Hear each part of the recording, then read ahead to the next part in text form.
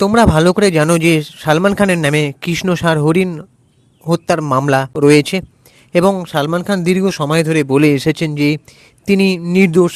আর সেই ঘটনা নিয়ে একটা সিনেমা তৈরি হয়েছে, সেটা হচ্ছে কালা হিরণ দ্য ব্যাটেল ফর লেগ্যাসি। এই যে সিনেমাটা নতুন করে একটা বিতর্ক উস্কে দিয়েছে, যে অনেকেই মনে করছেন নাকি যে এই সিনেমা সালমান খানের কৃষ্ণসার হরিণ হত্যা মামলার উপর ভিত্তি করেই তৈরি।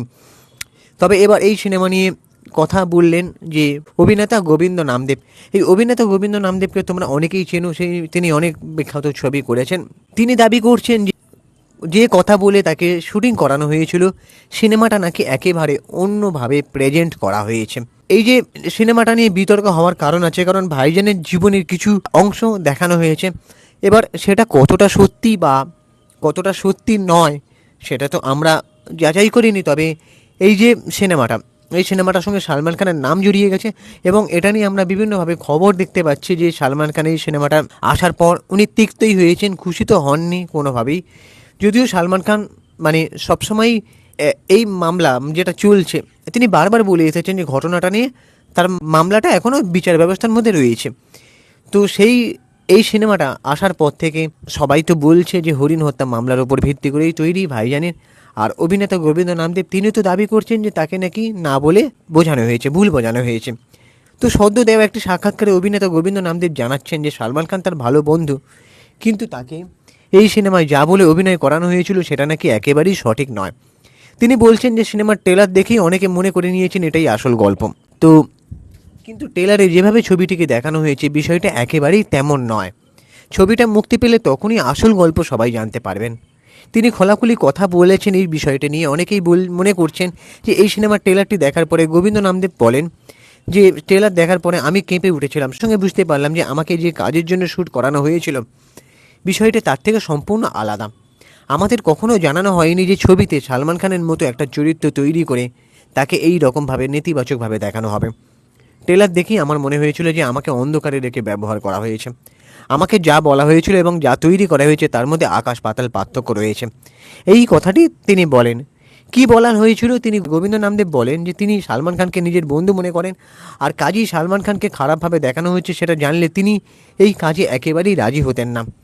তার কথায় আমাকে বলা হয়েছিল সম্বল নামের একটি ছবির জন্য কাজ করছি, পুরো গল্পটি সম্বল শহর, তার ধর্মীয় ইতিহাস এবং ভগবান কল্কির আগমন সম্পর্কিত ঘটনাগুলোর উপর ভিত্তি করে শোনানো হয়েছিল।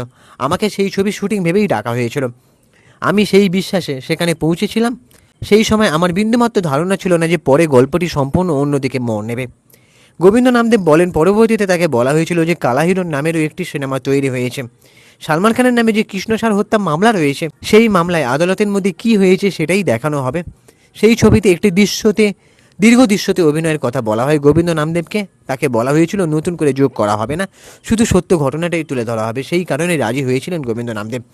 তো এবার তোমাদের কি মনে হচ্ছে যে এই সিনেমাটা সত্যি কি সালমান খানের সত্য ঘটনা তুলে ধরা হয়েছে নাকি পুরোটাই বিতর্কিত? মানে দেখো, ব্যাপারটা বিচারাধীন, সবাই জানো।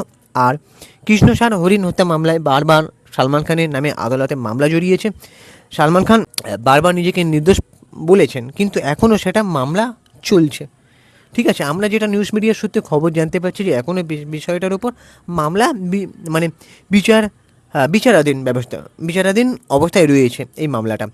তো তোমাদের কি মনে হচ্ছে যে এটা কি সত্যি ঘটনা পুরো তুলে ধরতে পারে, নাকি মানে সত্য ঘটনার পাশাপাশি অনেকটা বিকৃতভাবে দেখানো হচ্ছে? কি মনে হচ্ছে? যদিও অনেকেই মানে এটাকে নিয়ে এখন বলছেন যে অসন্তোষ প্রকাশ করছেন যে আমি জানতাম না, আমাকে ভুল বোঝানো হয়েছিল বা হ্যানা তানা।